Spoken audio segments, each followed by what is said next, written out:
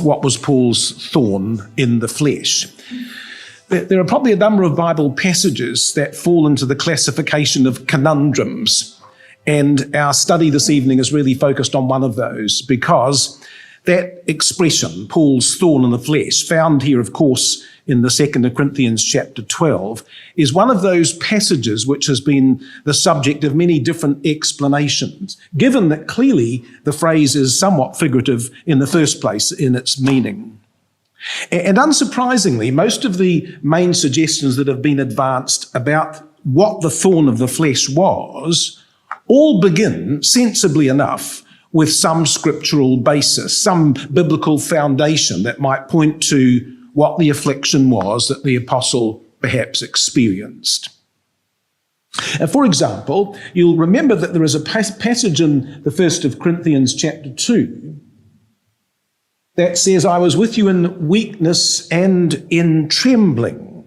And there's one like unto it in the 2 Corinthians chapter 1 when it says that we despaired even of life. And it's been suggested that one of the things that afflicted the apostle was the experience of malaria, perhaps contracted on his first missionary journey, and then recurring bouts of that malaria throughout his preaching life, a particularly debilitating experience for the apostle to go through.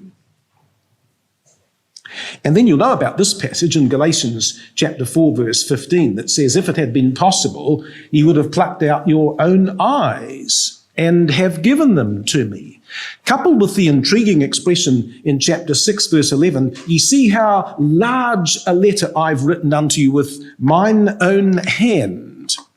And the suggestion about the large letters is not so much that the epistle itself is large, but that the handwritten part that the apostle himself appended was written in large letters because he was suffering some form of ophthalmia, some disease of the eyes that made it very difficult for him to see and to focus. You can imagine what an impediment that must be if a man was preaching. And then there are other expressions in the 2 Corinthians chapter 10, verse 10, where someone said that his speech, the apostle's speech, was contemptible. Even he himself says, though I be rude in speech, in the 2 Corinthians chapter 11, verse 6. And the suggestion is that perhaps the apostle suffered from some form of dysarthria. Now, dysarthria is a speech impediment where a person makes the right word, says the right word, but the muscles of the voice are unable to articulate the word properly. So there's a blurring of the sound so that the speech becomes almost unintelligible. It's like the right words, but the pronunciation, the diction is not good enough because of a problem, possibly even neurological. So the evidence is in the New Testament that Paul did experience physical problems, and they no doubt impacted on his preaching work in many ways. In fact, he might have suffered from all of these during his ministry. They're all possibilities. And our hearts go out to the apostle as we think about the immense difficulties that he might have laboured under, knowing just how debilitating physical illness can be. Things which are illnesses which you can't ever seem to escape from. I suppose we learn right from the beginning in that context is that the work of the truth was not accomplished in ease by the apostles that spoke of old. But in seeking to decide whether any of these were Paul's thorn in the flesh in the 2 Corinthians chapter 12, we notice that none of these suggestions follow what we might describe as the golden rule. So what's the golden rule? Well, when we seek to decipher a statement, and especially an unusual one, a cryptic one, the answer must stand related to, must be informed by, must be congruent with the context. The golden rule is to allow the Bible to interpret itself from the context of the passage. We all know that. So what's the context of this passage? Well, the general flow of the last 4 chapters, 2 Corinthians chapters 10 to 13, is about Paul's defense of his apostolic credentials in the face of the relentless criticism of the Judaizers who sought to undermine his work everywhere and, in the process, to try and assassinate his character. And the term Judaizer refers to those who wanted to take believers back to keeping the law of Moses. They wanted to restore the rite of circumcision. They wanted to perform works of personal righteousness as an end in themselves. They really wanted to champion the old faith of Judaism superimposed somehow on a belief also in the Lord Jesus Christ. And those Judaizers were already at work here in Corinth when the apostle wrote this letter. In fact, he refers to them in extreme irony as the super apostles. Back in chapter 11, you might have seen this expression, but it's effectively what it means, we believe, in the Greek. In 2 Corinthians 2 Corinthians chapter 11 and verse 5, he says, I suppose I was not of wit behind the very chiefest apostles, he says. And again later in chapter 12 and verse 11, he will say at the end of that verse, in nothing am I behind the very chiefest apostles. And the phrase has been rendered by one translation, the super apostles. So these were men who were not lacking in promoting their credentials, and it was their hostility and their propaganda which had prompted this passionate response from Paul, because he was in despair at seeing his faithful work threatened time and time again by these who sought to destroy it. And it was in that context that the apostle spoke these words in the 2 Corinthians chapter 12 and verse 7. So this is what he says. Lest I should be exalted above measure through the abundance of the revelations, there was given to me a thorn in the flesh. So here's the expression. Now, the word that he used in the Greek, skolops, S-K-O-L-O-P-S, skolops, was not the normal word for thorns, which is the Greek word acantha. But this word does mean thorn. It's from a root meaning to be pointed. But the interesting thing is that this word here in 2 Corinthians 12 verse 7, why? It's the only time it appears in the New Testament. Never found anywhere else, just this one place. Which sort of leads you to think, well, there's not a lot to go on in terms of determining what the word might symbolize or mean. But as it turns out, well, let me put it up for you. So here's the word in the 2 Corinthians chapter 12. There was given me a thorn in the flesh, skolops. But it just happens that that same word is used 3 times in the Septuagint of the Old Testament. And I think that those references help to establish its proper meaning here in Corinthians. Here's the first one. It's in Numbers 33, verse 55. Those which ye let remain of them, he says, shall be thorns in your sides and shall vex you in the land. This is a reference to the surrounding nations that they were supposed not to keep alive. And he said, if you do, there'll be thorns in your sides. And it's the same Greek word that the apostle uses. Come and have a look at another one in Ezekiel chapter 28. It's one that we will come across in the readings in a day or so. And it says in Ezekiel 28, in terms of the nations around Israel, these words, Ezekiel 28 in verse 24, there shall be no more a pricking briar unto the house of Israel, nor any grieving thorn of all that are around about them that despise them. So here it is again, the grieving thorn of the nations that despised Israel and came in hostility against them.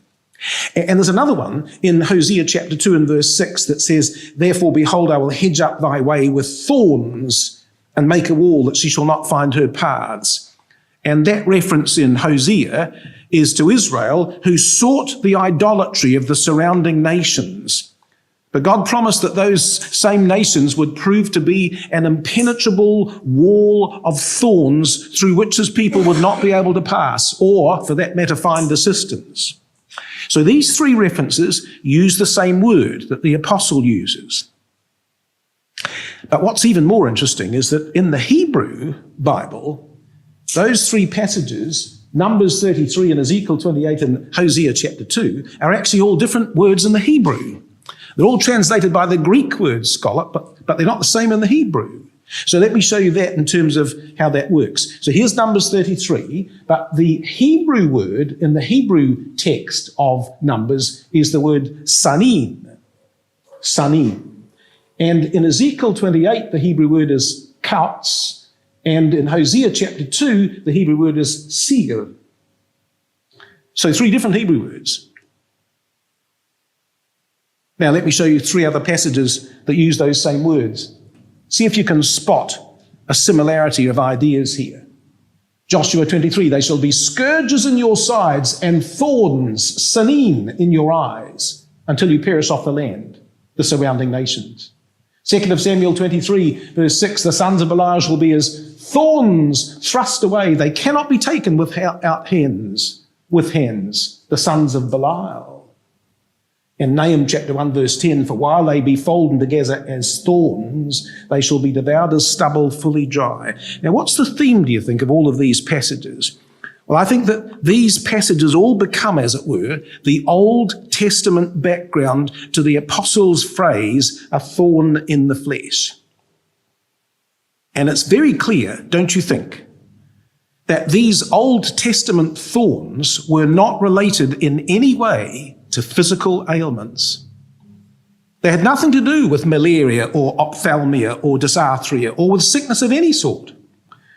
What they did refer to was to adversaries, to opponents, to those who were antagonistic. The thorns in these Old Testament passages related to the painful and detrimental influence of hostile enemies. And that's the very context that Paul's writing about in the 2nd Corinthians chapter 12. The damaging influence of the Judaizers who are so against him and his labours in the truth. And the proof that that is the proper interpretation comes from what Paul then says back in Corinthians. So come back with me, if you would, to the 2nd Corinthians chapter 12. And notice now what Paul goes on to say, because he doesn't just say that there was given me a thorn in the flesh. He provides a parallel statement, a second statement alongside that one.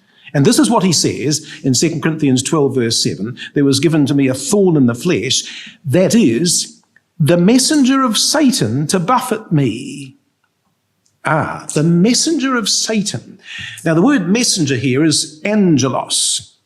And that word, angelos, is never used in the New Testament as a proxy term for physical weakness or illness. It always refers in the singular to an individual. Whether mortal or immortal, it's descriptive of a person. It's a person. And if we were to ask who that person might be, the clues lie right here in 2 Corinthians. You know, there are only 2 other places in this book, in this epistle, where the word Satan is used, and we'll have a look at both of them because they're helpful and relevant to our study this evening. The first of them is back in 2 Corinthians chapter 2. So come and have a look at that. Here's the first occasion where the word Satan is used in the 2 Corinthians, the first of 3. The last of which will be our one in 2 Corinthians chapter 12. But here it says, in 2 Corinthians 2 verses 10 and 11, to whom ye forgive anything, I forgive also. For if I forgave anything, to whom I forgave it for your sakes, forgave I it in the person of Christ, lest Satan should get an advantage of us, for we are not ignorant of his devices. Satan, masculine singular. His devices, masculine singular. So the language suggests the work of those adversaries who so bitterly opposed the apostle was actually focalized in one man, the ringleader of the group, the Satan himself. And as Paul writes about their opposition, he will continue to single out this man in particular. So come to the 2nd Corinthians chapter 10 and see how that story unfolds now in these last few chapters where he's defending his apostolic credentials and leading up to his expression about the thorn in the flesh in chapter 12. 2 Corinthians chapter 10 and verse 7. He said, do you look on things after the outward appearance? If any man trusts to himself that he is Christ, let him of himself think this again, that as he is Christ, even so are we. Do you notice the strong expression on one man in that verse? If any man trusts to himself that he is Christ, let him of himself think that as he is Christ. Now, interestingly enough, outside of this verse, there's only one other place in the Bible where the phrase outward appearance is used. And you'll probably know where it comes from. A Bible echo into the Old Testament record. It's the first of Samuel chapter 16 and verse 7 when it says, and Yahweh said unto Samuel, look not on his countenance or on the height of his stature, for Yahweh seeth not as man seeth, for man looketh on the outward appearance, but Yahweh looketh on the heart. And I think that one of the things that we might therefore infer from Paul's allusion to Samuel here in the 2 Corinthians chapter 10 is that although Paul's physical appearance was unprepossessing, verse 1, that his opponent, by contrast, had a commanding appearance, an imposing stature that made him look every inch the leader he purported to be. And so verse 10 says, for his letters, say they, are weighty and powerful, but his bodily presence is weak and his speech contemptible. His letters, say they, but the margin says, did you notice, his letters saith he. See, this was a criticism from one person in particular who had ranged himself against the apostle. And hence the words that follow in verse 11, let such an one think this, that as such as we are in word by letters when we're absent, such will we be also indeed when we're present. Let such an one think this. And again at the end of the chapter, verse 18, for not he that commendeth himself is approved, but whom the Lord commendeth. Throughout this chapter, the apostle's language is strongly focused on refuting the claims of the one man who in this episode loomed so large in this controversy. Well, we believe that that same man's referred to again in the next chapter in 2 Corinthians 11 and verse 13. For such, he says, are false apostles, deceitful workers, transforming themselves into the apostles of Christ, and no marvel, for Satan himself is transformed into an angel of light. Therefore it is no great thing if his ministers also be transformed as the ministers of righteousness, whose end shall be according to their works. Now, for a man to transform himself into an angel of light showed that he was a skilled expositor of Scripture. He was a man who could argue his position from what seemed like sound biblical evidence. He not only looked the part, but he sounded the part. But it was all a sham, because the word transformed here in verses 14 and 15 is not metamorpho, to change or to transfigure. This is metaschematizodai, to disguise oneself or to masquerade. And what was Satan masquerading as? Why, an angel, a messenger of the light of the truth. And now come back over the page to chapter 12, verse 7. So here it is, you see, 2 Corinthians 12, verse 7. There was given me a thorn in the flesh, a messenger of Satan.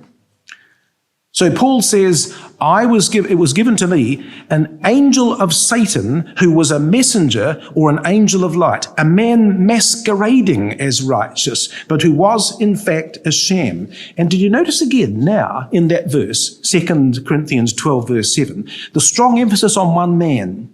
There was given to me a thorn, singular, not thorns, plural, a thorn, singular. A messenger, not messengers, one messenger, singular. So this is what we've got, you see. The messenger, the word angelos, is never used of physical illness but relates to individuals. And the singular wording, a messenger, implies, we suggest, one special individual person, and that these very chapters actually identify that one man. He's referred to right through this section. He was the champion of the Judaizers, who was Paul's bitter opponent. And although the opponent's never named, and this is speculative, we suggest that he might have been a Pharisee who never forgave Paul for abandoning their order and who infiltrated the ecclesia to undermine Paul and turn believers back to Judaism. We certainly have evidence that that's what the Judaism party were at work in doing. Well, whether this is exactly correct in terms of that he was a Pharisee from the past, we're not sure. But what we do know is that this man became Paul's most bitter and hostile opponent. In fact, do you see what it says, coming back to 2 Corinthians chapter 12 again and verse 7? You see what the next phrase is? It says that there was given to me a messenger of Satan to do what? To buffet me. And the word kalaphizo means to strike with the fist. And that's what the Judaizers did. You see, everywhere they went in pursuit of Paul, and in their violent opposition to him, they incited the Jews of that city to have Paul beaten, to have Paul whipped, to have Paul stoned, to have Paul imprisoned. They orchestrated his sufferings.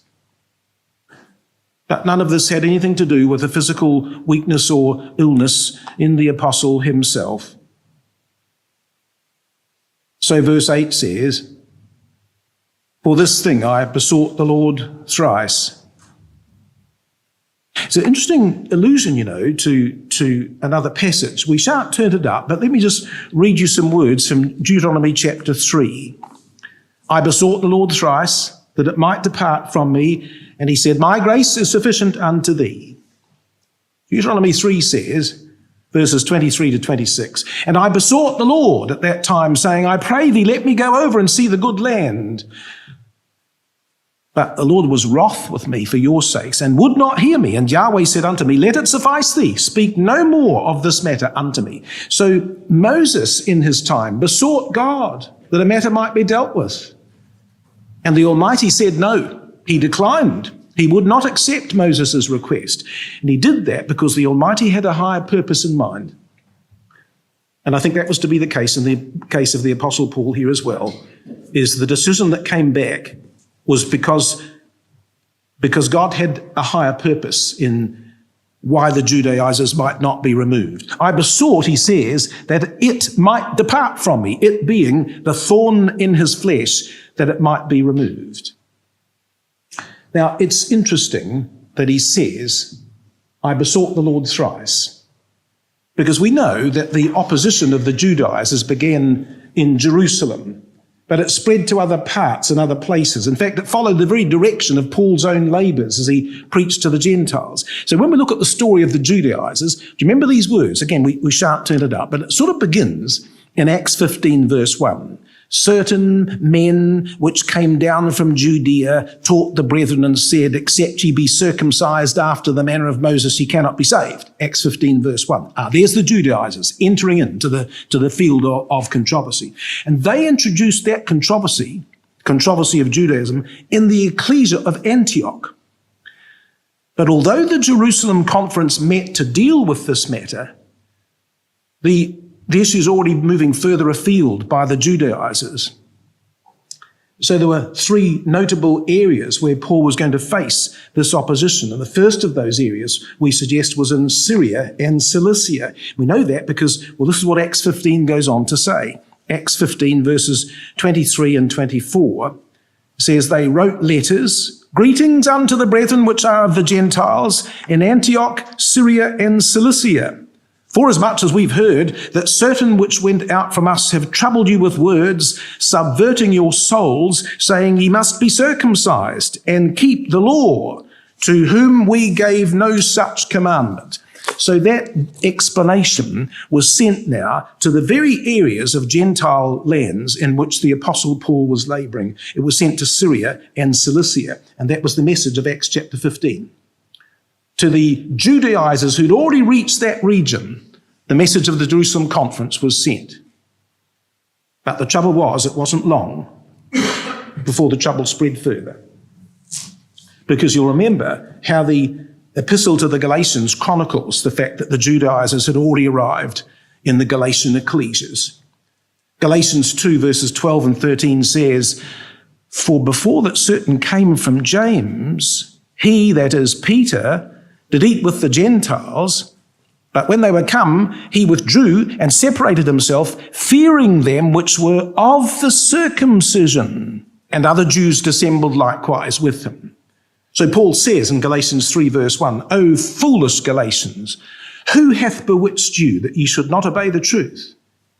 And he says again in Galatians 5 verses 1 and 6, "Stand fast therefore in the liberty wherewith Christ hath made us free, and be not entangled again with the yoke of bondage. For in Jesus Christ neither circumcision availeth anything, nor uncircumcision, but faith which worketh by love." So the controversy which began in Syria and Cilicia, false brethren, that the apostle had to engage with, he now found himself caught up yet again in those same activities across the ecclesias of Galatia.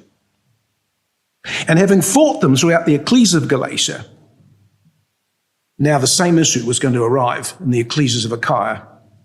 As Acts 18 says, reading from verse 12, "And when Gallio was the deputy of Achaia, the Jews made insurrection with one accord against Paul and brought him to the judgment seat, saying, This fellow persuadeth men to worship God contrary to the law."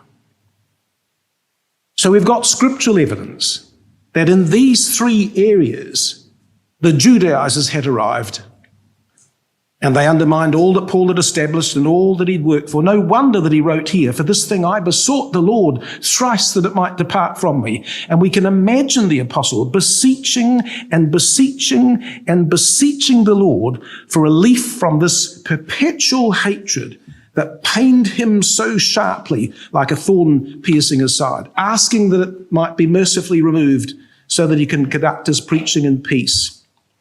But it wasn't to be.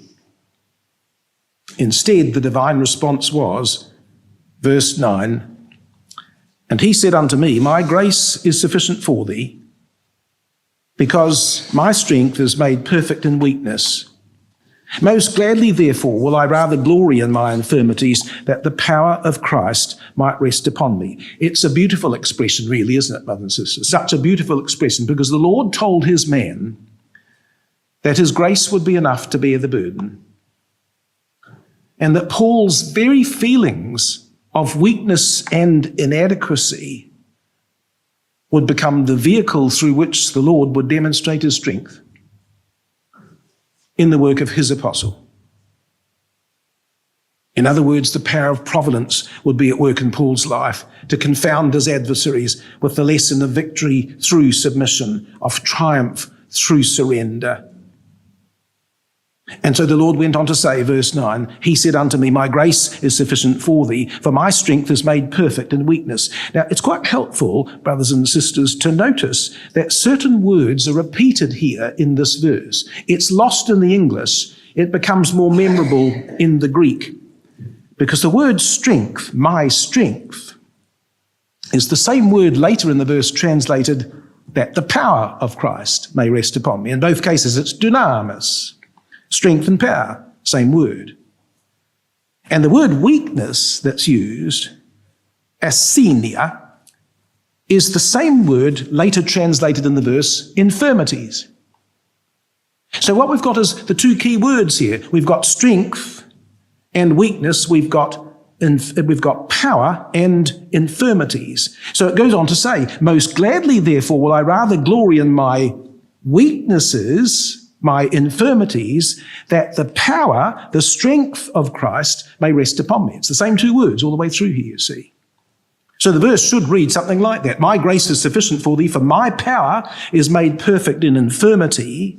Most gladly, therefore, will I glory in my infirmities, that the power of Christ may rest upon me." So, of course, here's the thing, you see. It was Paul's infirmity, but Christ's power.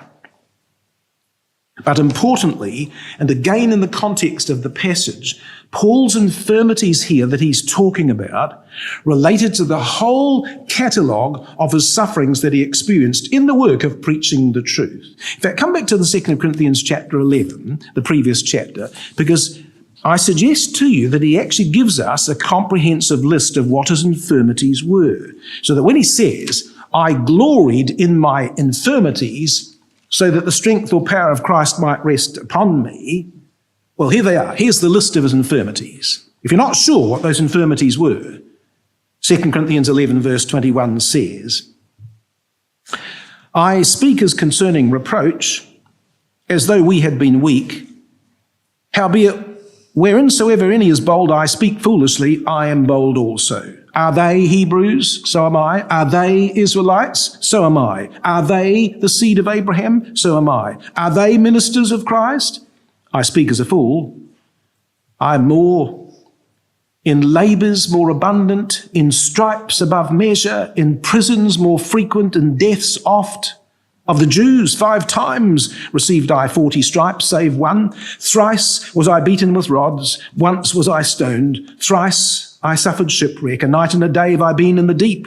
In journeyings often, in perils of waters, in perils of robbers, in perils by mine own countrymen, in perils by the heathen, in perils in the city, in perils in the wilderness, in perils in the sea, in perils among false brethren, in weariness and painfulness, in watchings often, in hunger and thirst, in fastings often, in cold and nakedness, beside those things that are without, that which cometh upon me daily, the care of all the ecclesias. Who is weak and I am not weak? Who is offended and I burn not? If I must needs glory, I will glory of the things which concern mine infirmities. And he's just given us, brothers and sisters, a list of those infirmities. And none of them is a list of ailments. It's a list of the privations that he endured at the hands of others in his preaching of the gospel.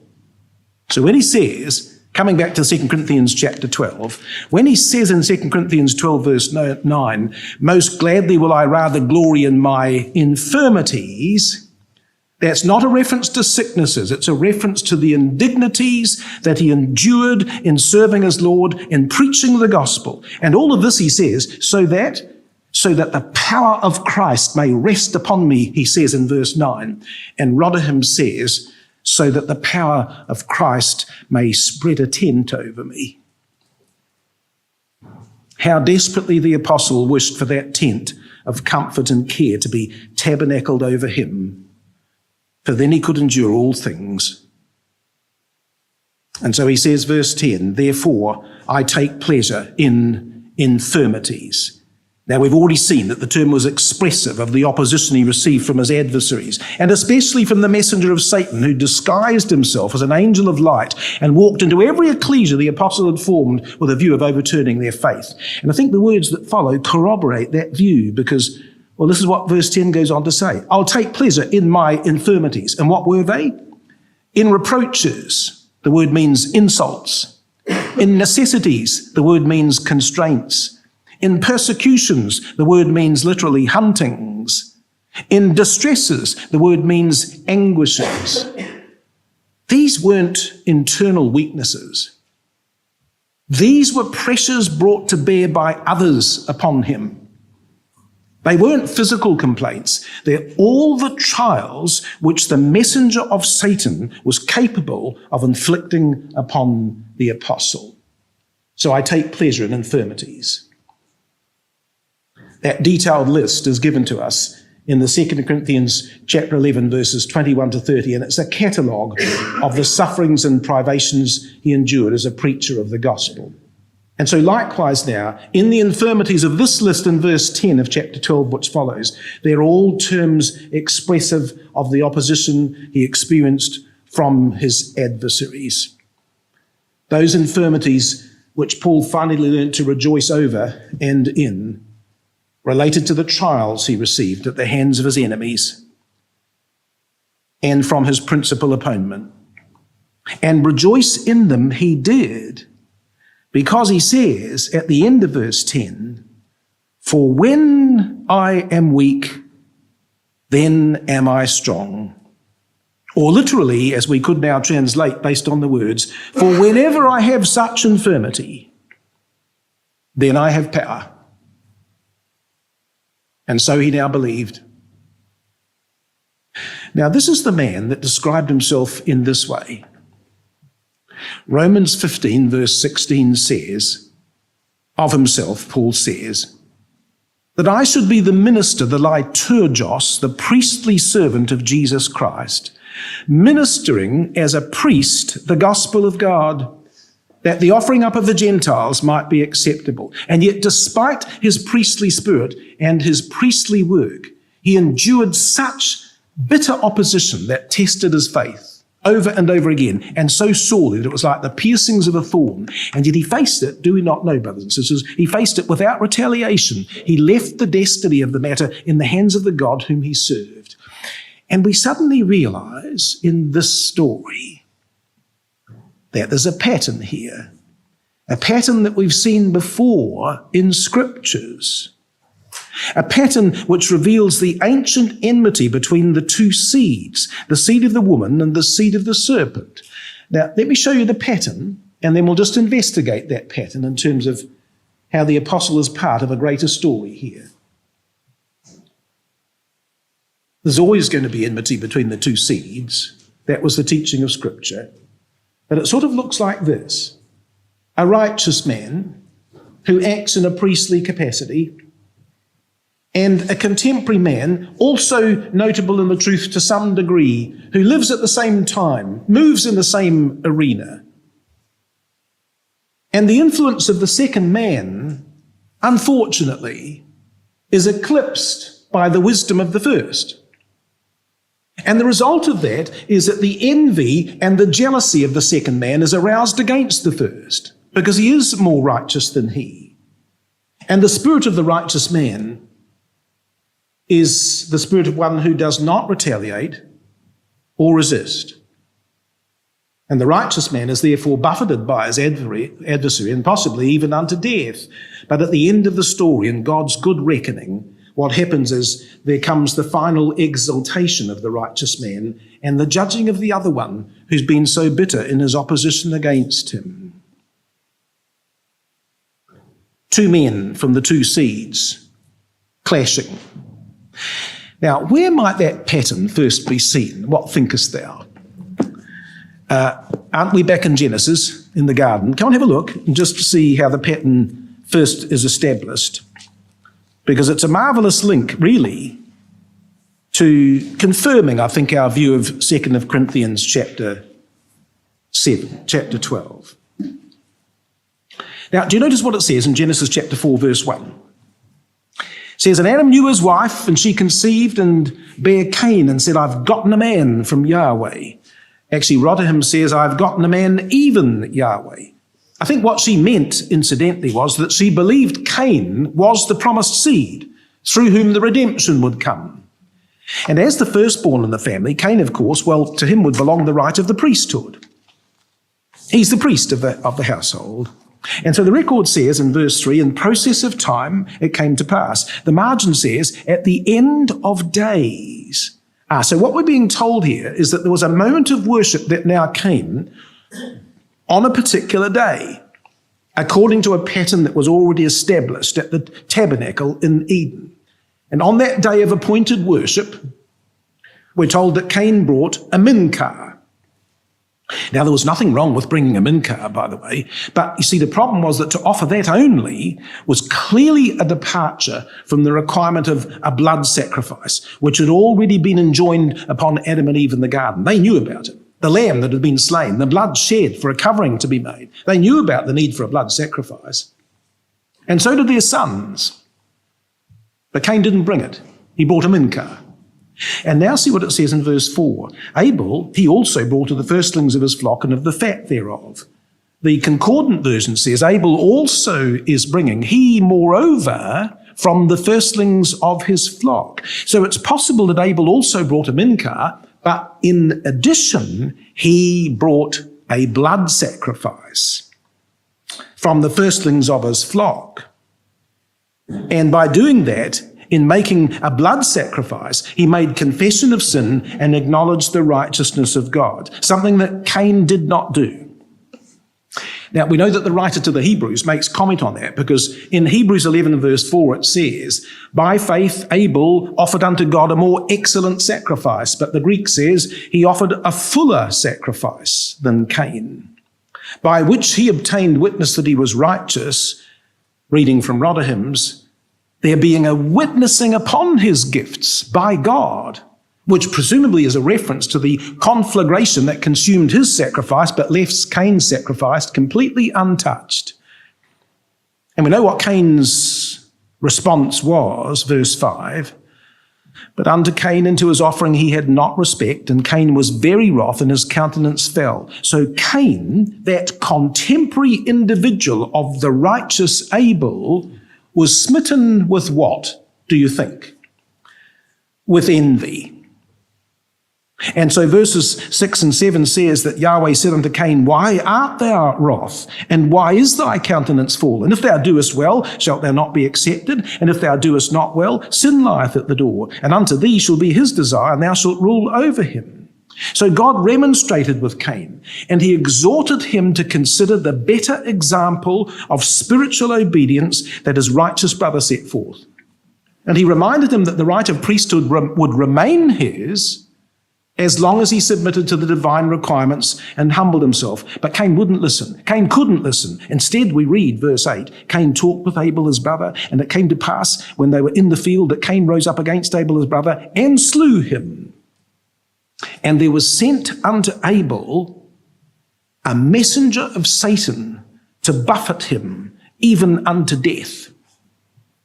And what was the apostolic word upon this tragedy? 1 John chapter 3, verse 12. Not as Cain, who was of that wicked one and slew his brother. And wherefore slew he him? Because his own works were evil and his brother's righteous. What was the motive of Cain for slaying his brother?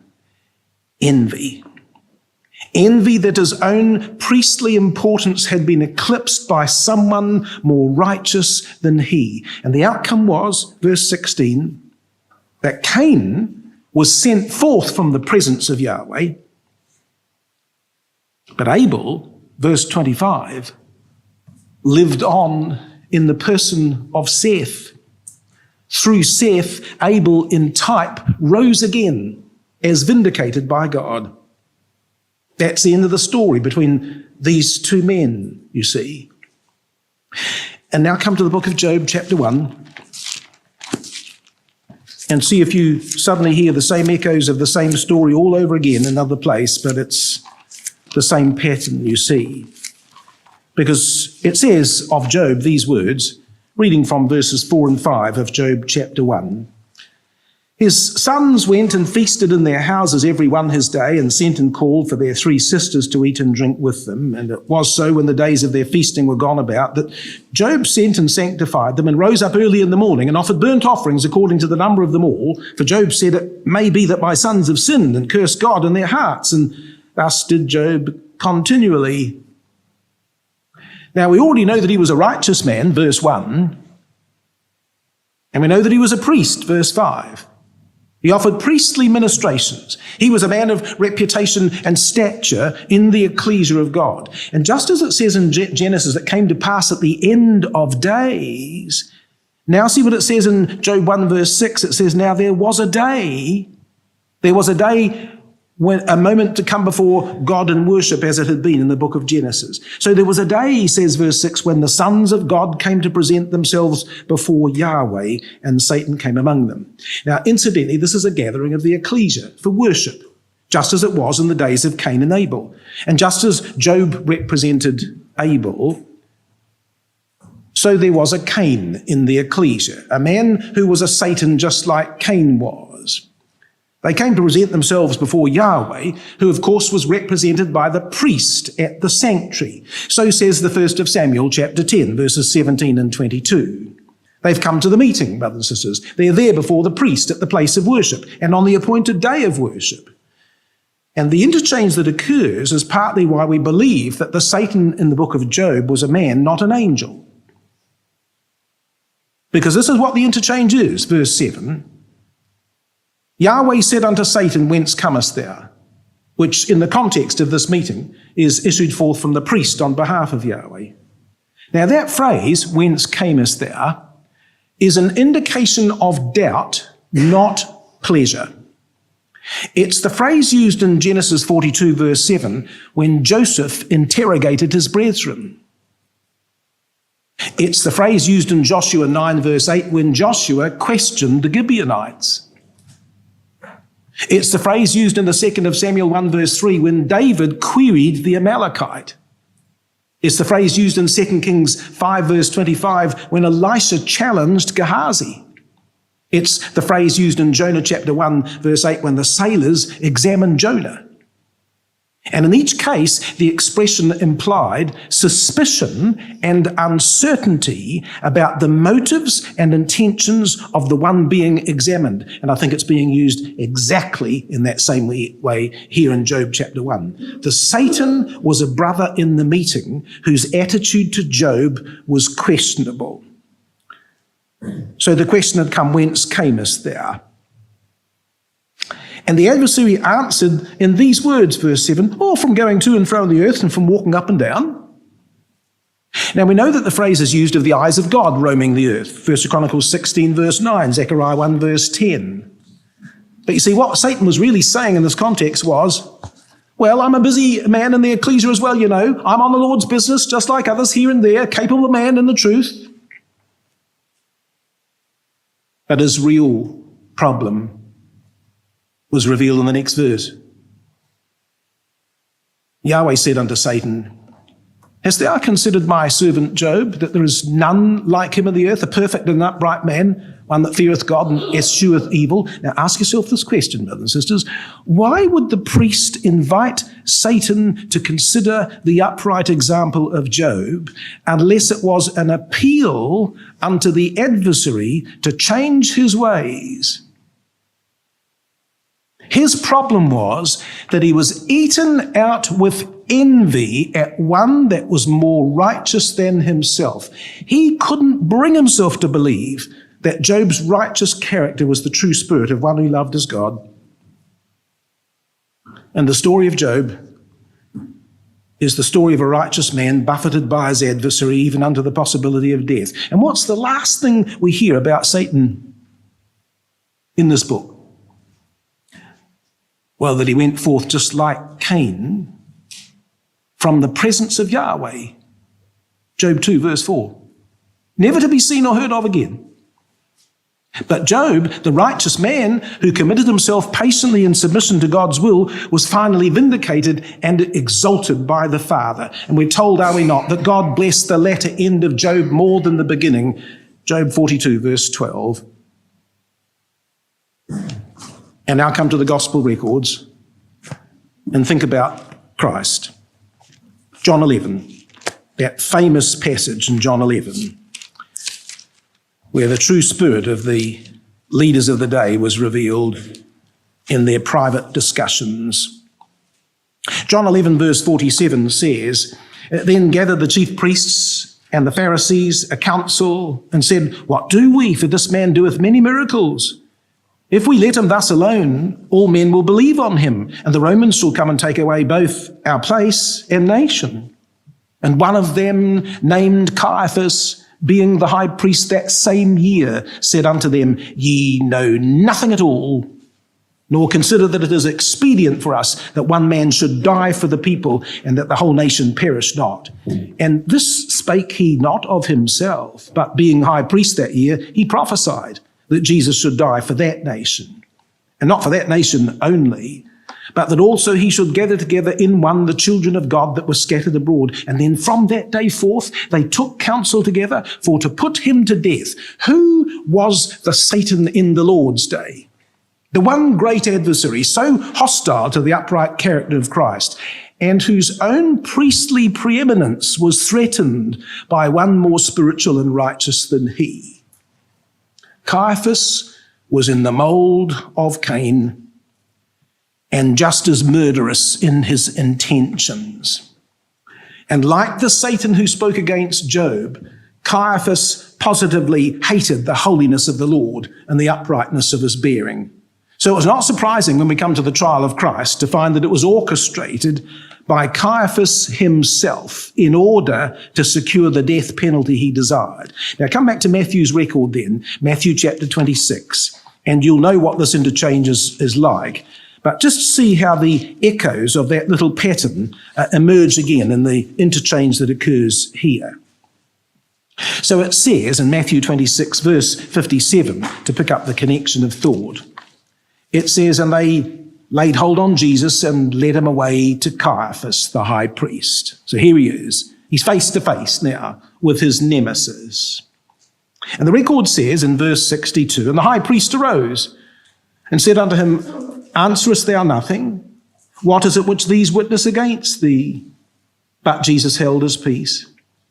And the high priest answered and said unto him, I adjure thee by the living God that thou tell us whether thou be the Christ, the Son of God. Jesus saith unto him, thou hast said, nevertheless I say unto you, hereafter shall ye see the Son of Man sitting on the right hand of power and coming in the clouds of heaven. Then the high priest rent his clothes, saying, he hath spoken blasphemy. What further need have we of witnesses? Behold, now you've heard his blasphemy. What think ye? They answered and said, he's guilty of death. And then they did spit in his face and buffeted him. Buffeted him. That's the same word Paul used. And there was given me a thorn in the flesh, a messenger of Satan to buffet me. And what was the spirit, the motive of Caiaphas and those that were with him? What was Caiaphas' real spirit? Chapter 27, verse 18. For Pilate knew that for envy they had delivered him. Wasn't it envy that caused Cain to become a Satan to Abel? And wasn't it envy that caused Satan to move God against Job? And wasn't it envy that ate out Caiaphas in opposing Christ? And what was the spirit of Christ in the face of all this hostility? Well, of our Lord it was written, who did no sin, neither was guile found in his mouth, who when he was reviled not again, when he suffered he threatened not, but committed himself to him that judgeth righteously. And the righteous man of the day, our Lord Jesus Christ, did not retaliate. And because of his obedience even unto death, our God highly exalted him. And now let's come back to the 2nd Corinthians chapter 12 as we gather our thoughts together in conclusion to see just how wonderfully now that same spirit and that same pattern was revealed, we believe, in the life of the apostle in the 2nd Corinthians chapter 12. See who it is, you see, lest I should be exalted. So the apostle, we're told really in this passage, finally learned to bow before the answer of his Lord and to accept that this trial was beneficial in developing the spirit of humility in him. He understood that finally. No matter how difficult this opposition had been, he believed that the Lord had promised it would be for his benefit. So he learnt to bow before it. And so this is what he says. Wonderful. Verse 7. Lest I should be exalted above measure. And then at the end of the verse, lest I should be exalted. Do you notice how both the start and the end of verse 7 finish with that same phrase? So Paul's eventual understanding of this burden that he bore, of this one who stood against him and opposed him so bitterly was, this has all happened. It's happened to me so that I might not be exalted above measure because of the revelations I've been blessed with. And because his spirit was right, lest he should be exalted, he said, there was given me a thorn. Given me. It was God's gift to him. Now, what an amazing spirit that he would consider this something had been graciously given to him. He besought the Lord so earnestly for its removal. But when he heard the Lord's reply, my grace is sufficient for thee, for my strength is made perfect in weakness, then this was his response. Now, what do you think was the driving spirit of the champion of the Judaizers in relentlessly piercing the apostle with his attacks? envy. And yet, despite that, which the apostle would have known, he says, verse 9, most gladly, therefore, will I rather glory in my infirmities, that the power of Christ may spread a tent over me. And again, verse 10, therefore I take pleasure in infirmities, in distresses for Christ's sake. For when I'm weak, then I'm strong. When I have this infirmity, then I have power.